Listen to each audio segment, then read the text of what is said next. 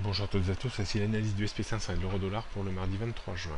Le SP500 reste toujours coincé dans cette zone. Le trading range au sens large entre 2050 et 2125 points. On verra si le SP500 a la capacité à déborder 2125 points.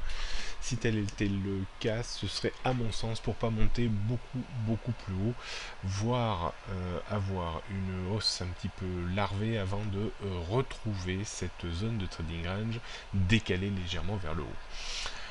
On surveillera la rupture de 2090 points qui confirmerait toujours la résistance donc des 2115-2125 et l'idée d'un retour à nouveau entre 2050 et 2060 points.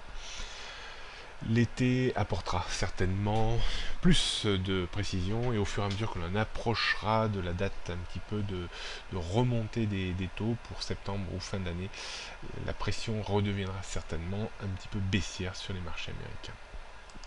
Donc résistance 2115-2125 points, premier support 2090, 2080 avant la zone importante également 2060-2050 points, toujours dans cette zone de neutralité entre 2050 et 2125 points. Ça fait maintenant pas mal de mois que l'on reste dans cette zone là.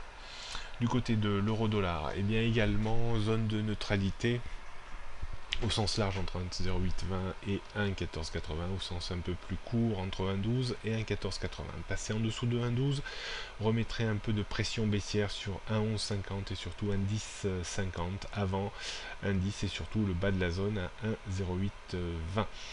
Attention, en cas de débordement, on a un 14,80, stratégie de rachat de short certainement propulserait la parité vers les 1,20 dans un timing certainement assez rapide. 1,14,95, 1,15,30 sont vraiment les résistances qui occuperont la parité. Support 1,12 avant 1,10,05, 1,10, 1,09, 1,08, 20. La tendance reste toujours baissière en dessous de 1,15,30. Mais la neutralité est toujours de mise sur l'euro-dollar entre les niveaux évoqués. Bonne journée à toutes et à tous et à demain.